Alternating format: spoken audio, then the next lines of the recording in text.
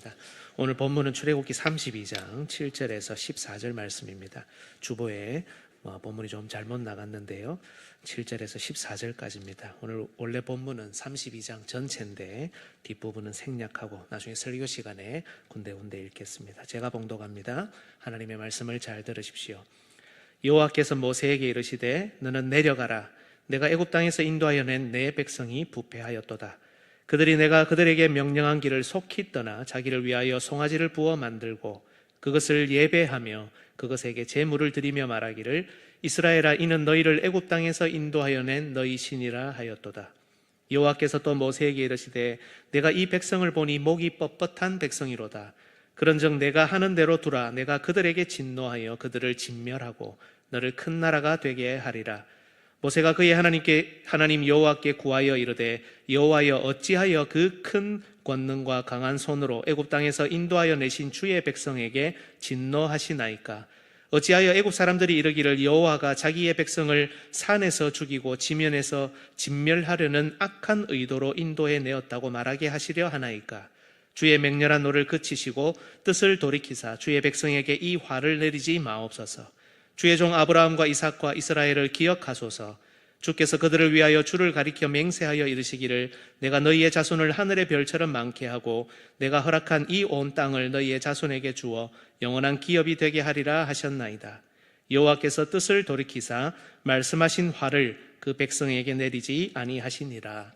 아멘. 네, 자리에 앉아 주십시오. 우리 옆에 분들하고 한번 인사할까요? 반갑습니다. 네. 여러분 오늘도 정말 잘 오셨습니다. 우리가 신앙생활을 하면서 신앙이 성장해야 하는데요. 말씀을 듣지 못하고 드러내지 못하면 결코 신앙이 성장하기가 쉽지 않고 어렵습니다. 쉽지 않은 말씀들이 이어질 수도 있지만 내가 생각하는 것과 조금 다른 방향이라고 생각이 될 수도 있지만 그러나 하나님의 말씀이 선포되는 시간입니다. 그래서 여러분들 힘을 내서 이 시간에 졸음도 쫓고 다른 잡생각도 쫓아서 성령님을 의지하고 하나님의 말씀 앞에 온전히 서서 이 말씀들을 드러낼 수 있는 힘을 구비를 하시고 또 준비를 하시는 여러분 되었으면 좋겠습니다. 지난 2주간에 오늘 본문에 관한 2편의 설교를 들었습니다. 첫 번째 설교의 핵심은 간단합니다. 이스라엘 백성이 불안함을 핑계로 새로운 중보자를 만들어 달라고 했다는 것이죠. 하지만 이것은 하나님께서 세우신 참 중보자 모세에 대한 거부였습니다. 두 번째 설교에서 우리는 금송아지를 만든 결과도 보았습니다. 신약의 관점으로 말하자면 금송아지는 단지 내가 중보자 위치에 어떤 것을 두었다, 그 중보자를 만들었다는 것을 넘어서 삼위 하나님의 자리에 나 스스로가 올라 우상이 되는 그런 신성모독의 죄라는 겁니다. 신약을 잘 보면 성령님께서는 중보자 되시는 예수님과 예수님의 말씀을 드러내시죠. 바로 금송아지를 만들므로 우리가 스스로 성령님의 자리에 올라 알아서 중보자를 정하고 가짜 말씀을 만들어 간다는 겁니다.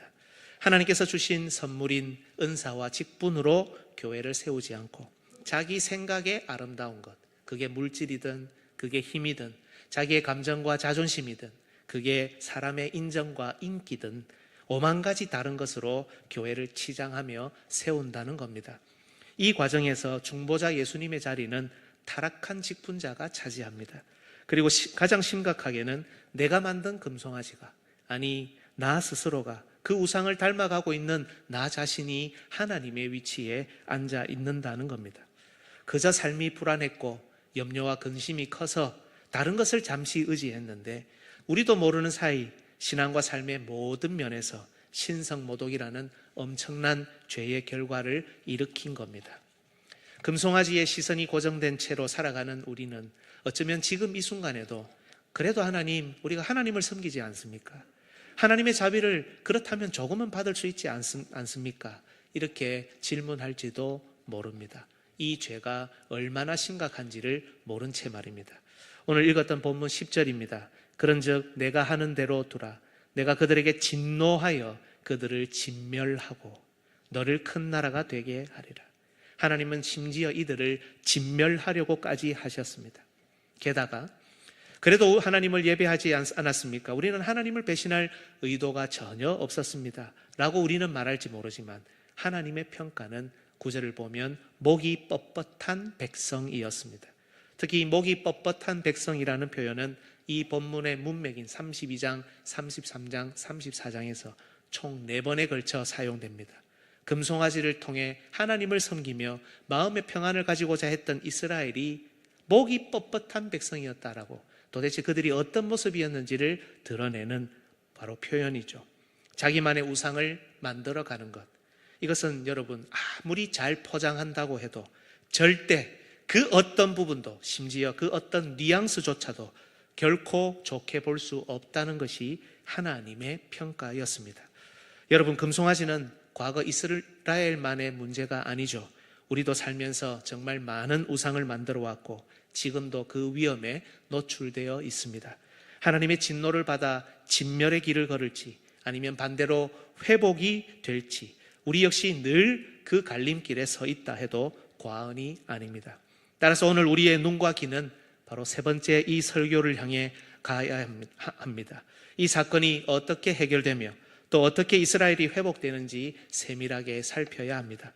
그래야 우리도 우상을 만드는 잘못을 범하지 않고 심지어 과거 아니 지금도 금송아지를 만들었다 하더라도 회복할 수 있는 길을 발견할 수 있기 때문입니다. 오늘 말씀을 통해 모든 우상을 벗어버리고 참되게 하나님을 섬기는 우리 모든 주의 백성들 되시기를 예수님의 이름으로 축복합니다.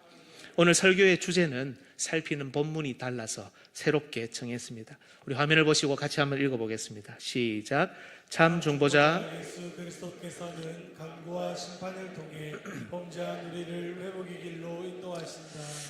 이를 위해 저는 첫 번째 중보자의 간절한 강구, 오늘 읽었던 본문 7절에서 14절이죠. 두 번째 중보자의 정확한 심판, 오늘 본문 이후 남은 구절들입니다.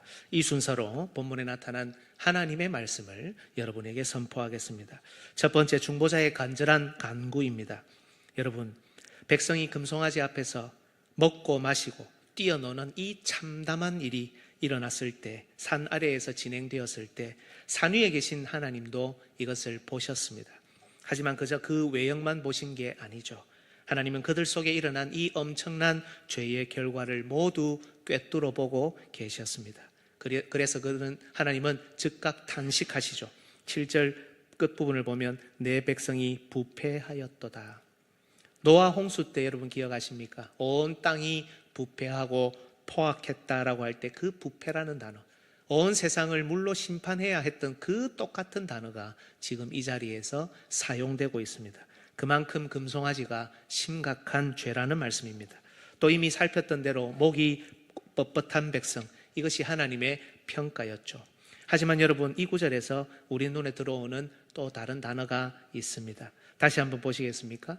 여호와께서 모세에게 이르시되 너는 내려가라. 내가 애굽 땅에서 인도하여 낸 내 백성이 부패하였도다. 여러분, 하나님께서 자기 백성에게 내 백성, 너의 백성이라고 하신 적이 있습니까? 거의 없습니다. 하나님은 언제나 내 백성, 내 백성. 이것이 이스라엘을 향한 하나님의 마음이었습니다. 나의 백성, 나의 사랑하는 자들. 이게 하나님의 마음입니다. 그런데 이들이 금송아지를 만들어 섬기자 하나님은 가장 먼저 하나님과 그들 사이에 분명한 선을 그어버리십니다. 그리고 앞서 우리가 살폈던 대로 이들을 진멸하시겠다고 말씀합니다. 그런데 여러분, 바로 이때 참 중보자 모세가 나섭니다.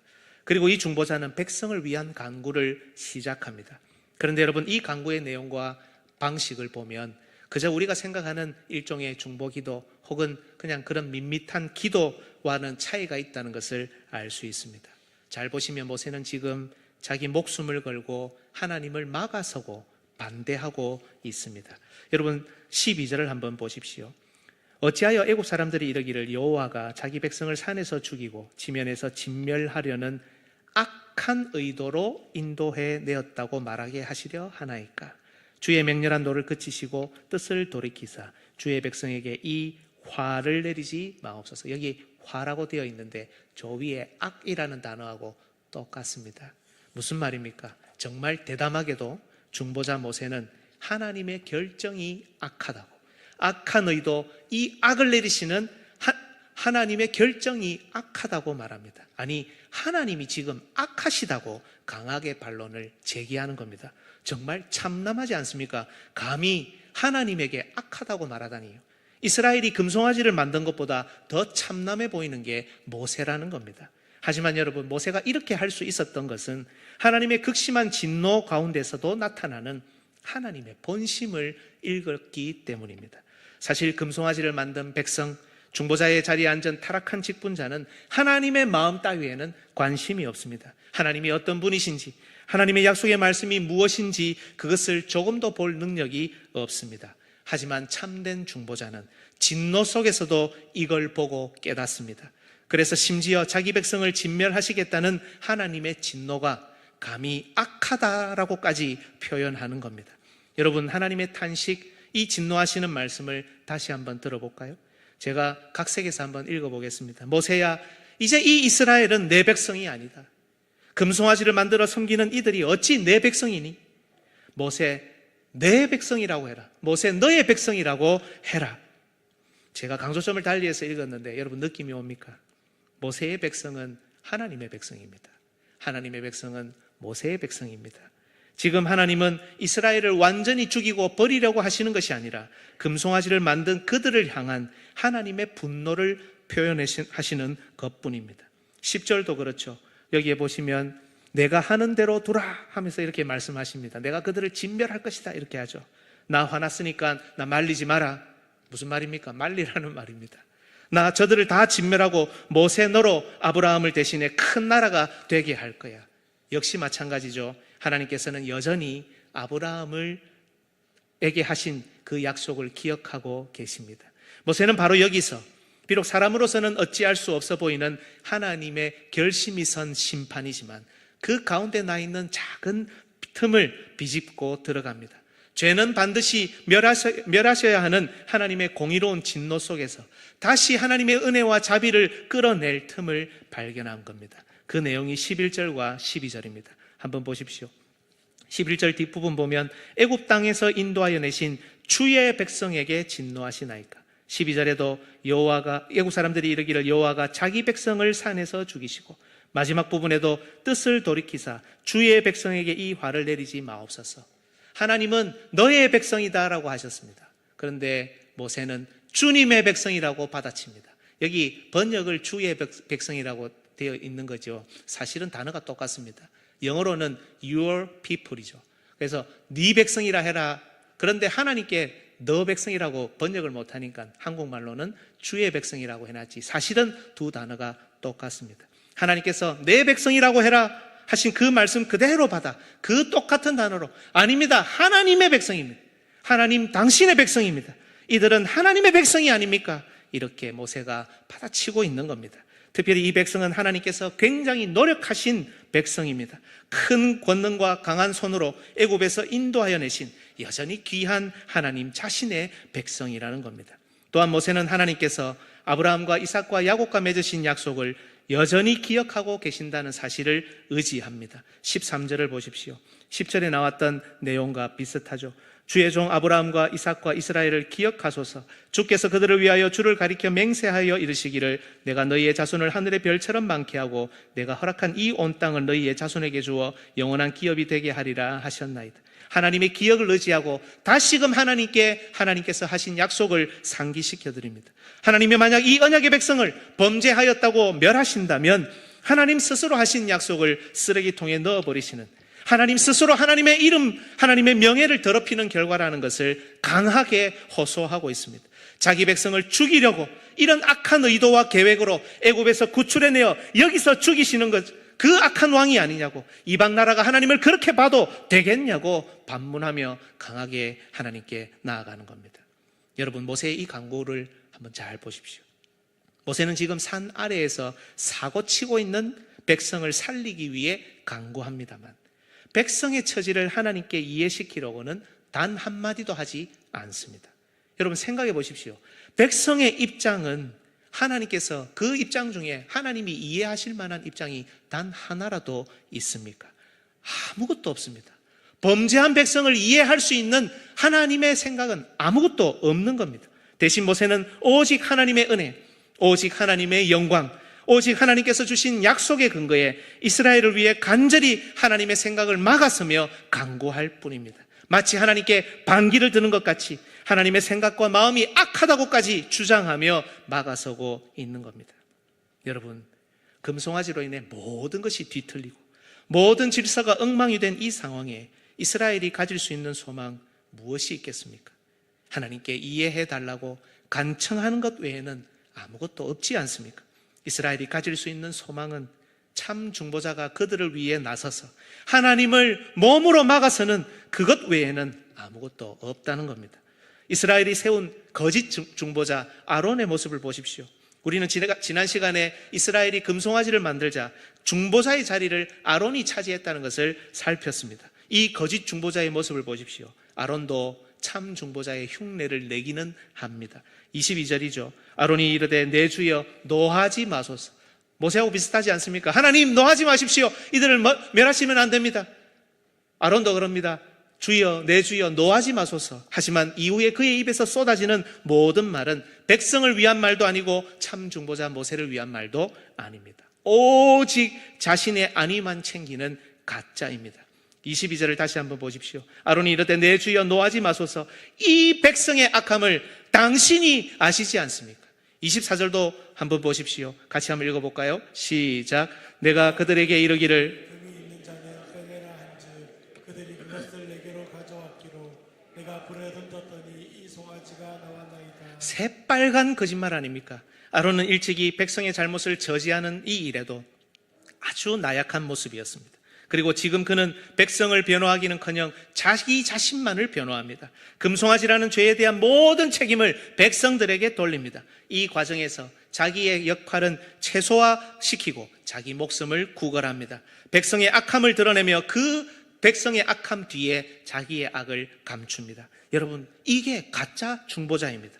백성을 위해서는 아무것도 할 수 없는 무능력하고 무책임한 금송아지 신앙의 가짜 중보자입니다.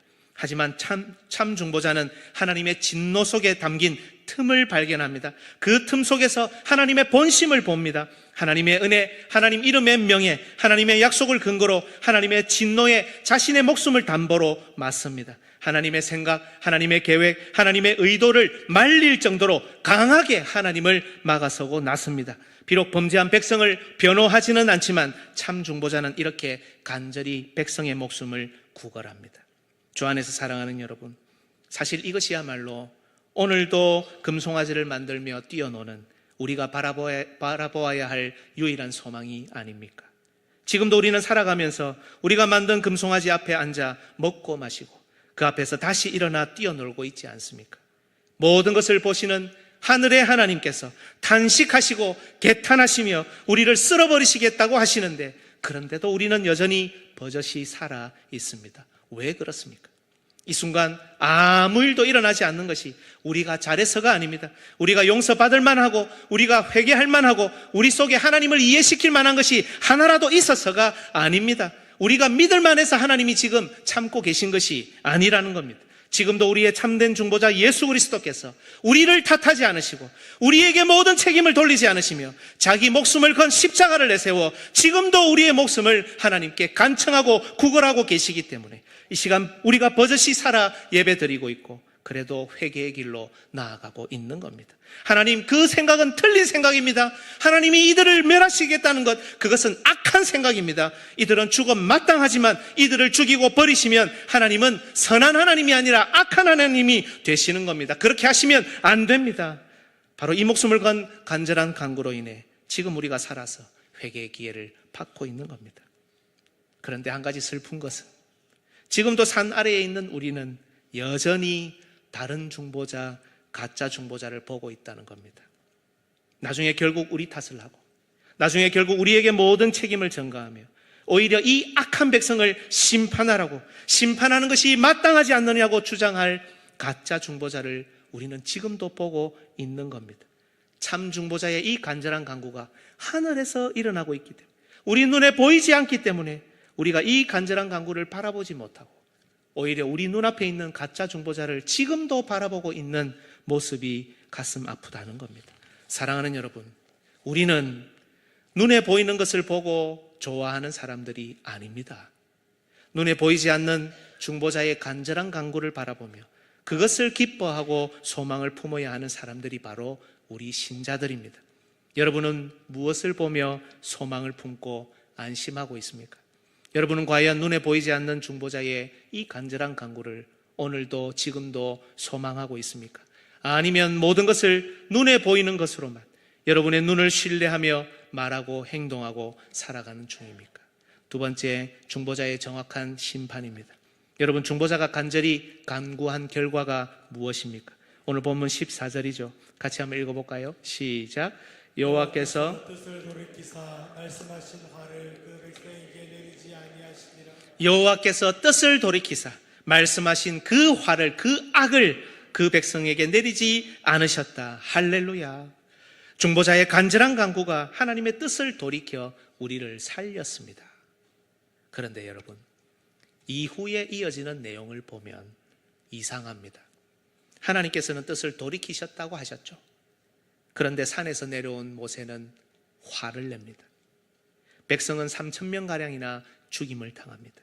심지어 여호와께서는 다시 백성을 치십니다. 오늘 본문 32장 35절 마지막 절을 한번 보십시오. 같이 한번 읽어보겠습니다. 여호와께서 백성을 치시니 이는 그들이 아론이 만든 바 그 송아지를 만들었으니더라. 앞에 이미 3,000명가량을 죽이셨는데 다시 여호와께서 치셨다는 내용이 나옵니다. 물론 이미 치신 것을 의미하는 건지 새롭게 치셨는지 의견이 분분하기는 합니다만 중요한 것은 이 본문이 하나님의 진노가 여전히 그들에게 있었다, 하나님이 그들을 치셨다라는 것을 강조하죠. 여러분, 하나님께서 뜻을 돌이키셨다고 하지 않았습니까? 하나님을 향해 악하다고까지 하면서 막아섰던 모세가 이제는 자신의 백성에게 화를 내고 백성을 죽입니다. 하나님도 다시금 백성을 치십니다. 왜 이런 일이 일어나는 겁니까? 여러분, 우리는 여기서 죄에서 돌이켜 다시 회복으로 나아가는 과정은 아무런 희생 없이 일어나는 일이 아니다라는 원리를 알 수 있습니다. 하나님께서 인내하시는 사랑을 근거로 하나님의 공의를 결코 삭제할 수 없다는 겁니다. 여러분, 기억하십시오. 죄의 삭은 사망입니다. 죄는 반드시 진노의 심판을 불러옵니다. 하나님은 사랑의 하나님이시지만 동시에 공의의 하나님입니다. 하나님은 구원의 하나님이시지만 동시에 심판의 하나님입니다. 하나님은 의인들에게는 복을 주시지만 동시에 죄인들에게 저주를 주십니다. 비록 하나님께서 그들을 전체를 진멸하시겠다는 그 뜻은 돌이키셨지만 금송아지를 만든 죄로 인한 하나님의 진노는 반드시 공의로서 충족되어야 한다는 겁니다. 특히 여러분, 본문은 시내산 언약을 맺은 후 처음으로 일어난 범죄 사건입니다. 시내산 이전에 있었던, 출애굽 후 시내산으로 오는 과정에 있었던 모든 범죄 사건을 보십시오. 하나님이 심판하지 않습니다. 아직 언약을 맺기 전이었기 때문에 이스라엘의 이 유아기적인 상태를 고려하신 것이죠. 하지만 이제는 다릅니다. 하나님과 이스라엘은 말씀을 중심으로 피를 뿌려가며 직접 언약을 맺었습니다. 이제 이 세상에 이스라엘과 같은 민족은 없습니다. 하나님의 놀라운 사랑과 은혜를 받은 민족이며 하나님의 모든 관심이 쏟아져 있는 백성입니다. 이스라엘도 자신들이 거룩한 제사장 나라라는 사실을 앞으로도 온 세계 만방에 드러내야 합니다. 따라서 이 첫 범죄 처리 과정을 통해 하나님께서는 언약 백성의 죄가 얼마나 큰 희생을 치러야 하는지 알려주시고자 했던 겁니다. 이번에도 중보자 모세가 나섭니다. 산 위에서 백성을 위해 목숨을 건 간구를 했던 모세는 이번에는 산 아래에서 이스라엘이 책임져야 할 심판을 대행합니다. 그리고 이 심판은 이스라엘의 범한 죄의 목록을 그대로 따라 말씀, 성례, 권징이라는 행동으로 나타납니다. 그리고 이 과정에서 이스라엘의 범죄를 주도한 아론이 가짜 중보자라는 사실도 드러납니다. 산에서 내려온 모세는 먼저 언약의 두 돌판을 던져 깨뜨립니다. 하지만 여러분, 이것은 모세가 그저 화가 나서 한 행동이 아닙니다. 앞서 이스라엘 백성은 금송아지 앞에서 가짜 말씀을 지어내고 창조하고 선포했죠. 금송아지를 보며 이는 너희를 애굽 땅에서 인도하여 낸 너희의 신이로다. 가짜 말씀이죠. 이들의 입과 행동을 통해 하나님의 말씀이 왜곡되었습니다. 말씀에 대항한 범죄가 일어난 것입니다. 모세는 언약의 두 돌판을 그 자리에 던져 깨뜨림으로 정확히 이 범죄에 대한 심판을 합니다. 이것은 그들과 하나님 사이에 맺은 언약이 깨어졌다는 뜻입니다. 말씀을 버린 백성과 맺은 언약을 하나님께서도 깨뜨리신 겁니다. 그리고 모세는 모든 문제의 원흉, 금송아지를 가져다 불살라 부수고 가루로 만들어 물에 뿌려 범죄한 백성이 마시도록 합니다. 앞서 이스라엘 백성은 금송아지를 섬기며 그 앞에 앉아서 먹고 마셨죠. 일종의 가짜 성찬식입니다, 여러분. 성찬이 왜곡되었고 거룩한 성찬이 범죄로 인해서 더럽혀진 겁니다. 모세는 역시 정확하게 대응합니다. 그들이 숭배한 금송아지를 철저히 부수고 가루로 만들어 버립니다. 불에서 나온 금송아지를 바로 그 불에 넣어 불살라 부숩니다. 특별히 모세는 이 가루를 물에 뿌려 범죄한 자들 모두가 마시게 합니다. 이것은 민수기 5장에 나오는 의심의 소재와 비슷한데요. 의심의 소재는 죄를 부인하고 증인과 증거가 없는 상황에 성막의 거룩한 티끌을 물에 타서 마시게 함으로 죄의 여부를 판명하는 방식입니다. 하늘의 하나님을 그 누구도 속일 수 없다. 하나님께서 반드시 그 죄를 드러내신다는 원리입니다. 모세는 자신의 죄를 부인하며 그들 스스로 옳다 주장하는 자들에게 금송아지를 가루를 탄 물을 마시게 함으로 하늘의 하나님께서 그들의 죄를 판별하시도록 심판을 대행한 것입니다. 이로써 이스라엘은 그들의 죄를 먹고 마시게 되었습니다. 성찬에 대한 범죄를 정확하게 그 성찬의 방식으로 심판합니다. 또한 모세는 아론을 질타합니다. 이미 살폈죠. 말씀과 성찬에서의 범죄를 인도한 타락한 직분자를 질타합니다. 변명과 자기 보호만 하는 아론은 스스로 가짜 중보자라는 사실을 이 과정에서 드러냅니다. 마지막으로 모세는 이제 공식적인 권징을 시행합니다. 이스라엘이 만든 금송아지는 모든 질서를 뒤틀어 버렸습니다. 말씀을 왜곡시켰고 성찬을 뒤틀었습니다.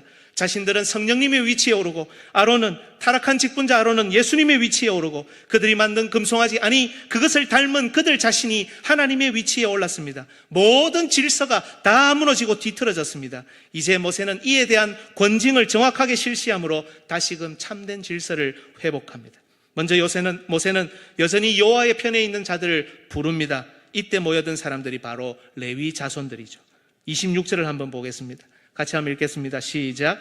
이에 모세가 진문에 서서 이르되 누구든지 여호와의 편에 있는 자들은 내게로 나아오라 하매 레위 자손이 다 모여 그에게로 가는지라.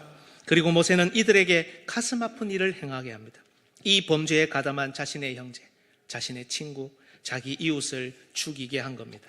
27절을 보십시오. 모세가 그들에게 이르되 이스라엘의 하나님 여호와께서 이렇게 말씀하시기를 너희는 각각 허리에 칼을 차고 진 이문에서 저 문까지 왕래하며 각 사람이 그 형제를, 각 사람이 자기의 친구를, 각 사람이 자기의 이웃을 죽이라 하셨느니라.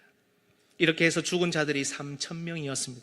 한때 저주받은 지파였던 레위 자손이, 심지어 레위의 어른인 아론이 주도한 이 이스라엘의 범죄에 가담하지 않고 여호와의 편에 서는 것을 택합니다. 그리고 형제를, 친구를, 이웃을 그 상태를 보지 않고 죄를 멸하는 이 일에 헌신합니다. 결국 하나님께서는 나중에 이들을 제사장 지파로 세워 이스라엘을 거룩하게 인도하는 자들로 삼으십니다.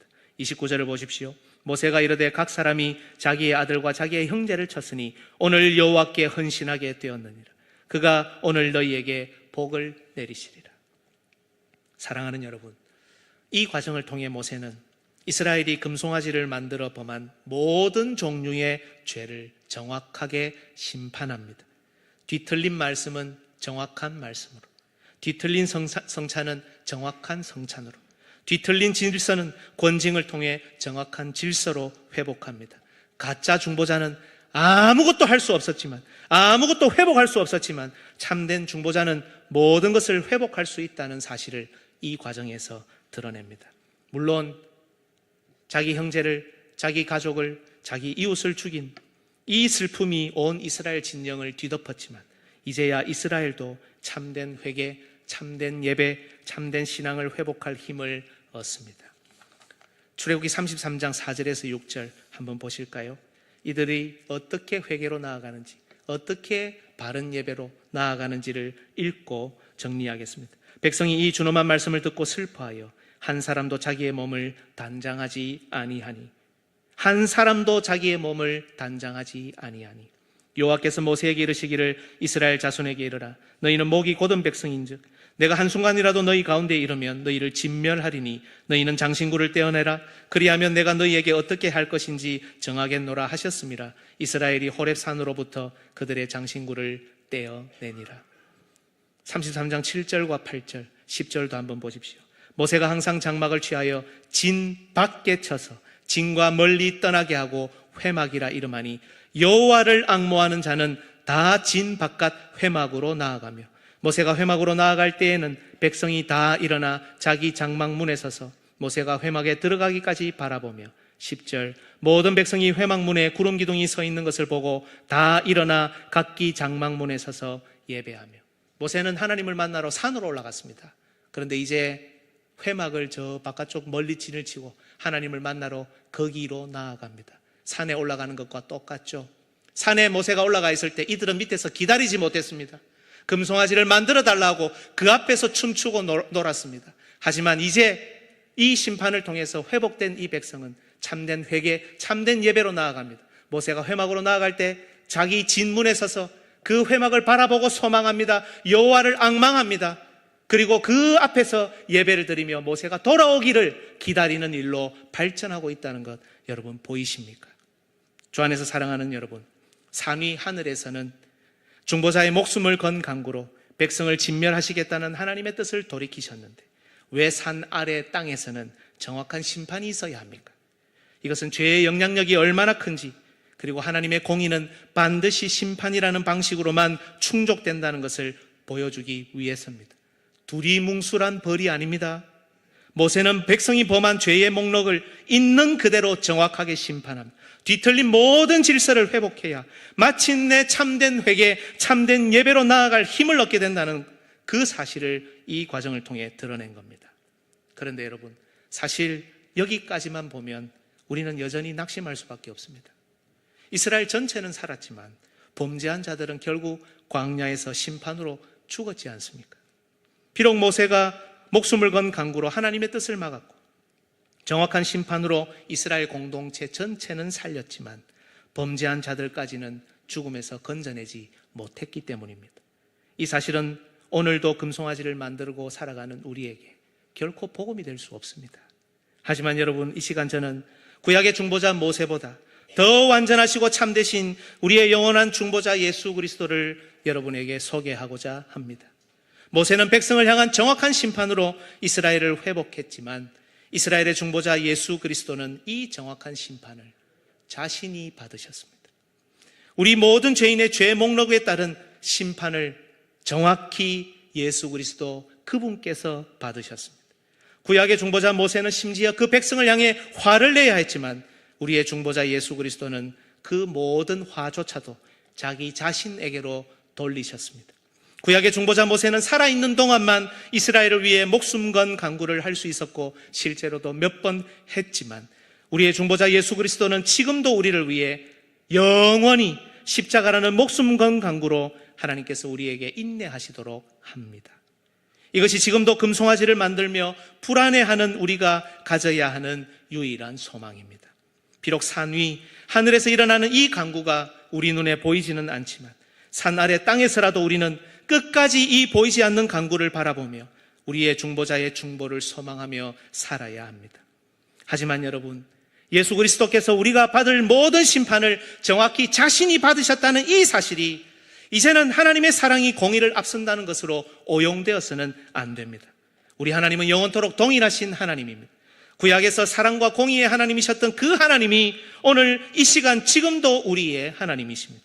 하나님은 지금도 우리를 통해 하나님의 사랑과 공의가 동시에 드러나기를 원하십니다. 삶의 현장 곳곳에서 스스로 금송아지를 만들어 말씀을 뒤틀고 말씀의 원리를 뒤틀었습니까? 바로 그 자리에서 말씀의 참된 원리가 회복되어야 합니다. 혹시 지금 이 자리에서조차 스스로 만든 금송아지로 자신이 들을 하나님의 말씀을 스스로 정하고 듣고 싶은 말씀의 경계를 스스로 긋고 있습니까? 바로 이 자리에서 언약의 두 돌판을 내려치시며 심판을 선포하시는 하나님의 음성을 들을 힘이 우리에게 있어야 한다는 겁니다. 이 힘이 회복되어야 한다는 것입니다. 혹시 거룩한 성찬의 식사를 악한 나의 생각, 악한 나의 자존심과 자만으로 더럽히고 있습니까? 바로 이 자리에서 하늘을 소망하며 거룩한 삶을 추구하는 경건으로 거룩한 식사를 회복해야 합니다. 혹시 힘없고 타락한 직분자가 되어 자기 생각대로 교회를 좌지우지하려고 하고 이제는 자기 안위만, 자기 목숨만 구걸하고 있습니까? 바로 이 자리에서 자신이 얼마나 불쌍한지, 얼마나 완악한 직분자인지를 깨달아 우리의 영원한 중보자 예수님을 닮을 힘을 다시 회복해야 한다는 것입니다. 혹시 우리 마음, 우리 말, 우리의 행동으로 인해 우리가 속한 곳, 그것이 우리 가정이든 그것이 우리 교회든 응당 있어야 할 참된 질서가 뒤틀리고 있습니까? 바로 그 자리에서 우리는 스스로를 십자가 앞에 엎드리게 해 뒤틀린 모든 질서를 바로 잡아야 합니다. 이것이 주 예수 그리스도께서 보이지 않는 하늘에서 지금도 우리를 위해 간구하시며 이 땅에 있는 우리를 회복하고자 하시는 내용인 겁니다. 주 안에서 사랑하는 여러분, 보이진 않지만 영원하신 중보자 예수 그리스도의 간구가 하나님의 진노를 지금도 막아서고 있는 것을 하늘을 바라보면서 소망하시기를 바랍니다. 그리고 그 중보를 힘입어 이 땅 보이는 곳에 일어난 뒤틀린 모든 것을 바로잡고 회복할 힘을 공급받으시기를 바랍니다. 이것이 금송아지를 버리고 예수 그리스도의 중보를 소망하며 살아가는 우리가 경험해야 할 내용입니다. 우리 남은 생에 이러한 은혜를 경험하며 당당하게 주의 백성으로 살아가는 신실한 모든 성도들 되시기를 예수님의 이름으로 축복합니다. 아멘.